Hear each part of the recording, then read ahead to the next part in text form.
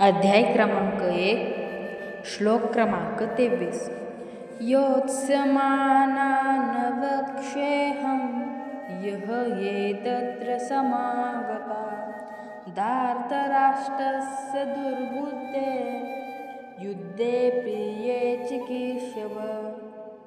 अर्थातच दृष्टबुद्धी दुर्योधनाचे युद्धात प्रिय करू इच्छिणारे जे जे हे राजे या सैन्यात आले आहेत या योद्ध्यांना मी पाहतो।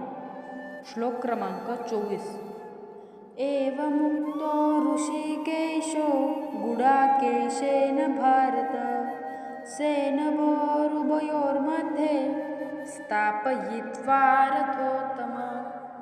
श्लोक क्रमांक 25 भीष्मद्रोण प्रमुखत्वा सर्वेषा च महीक्षिता उवाच पार्थ पश्येतान् समवेतान् कुरुनिती।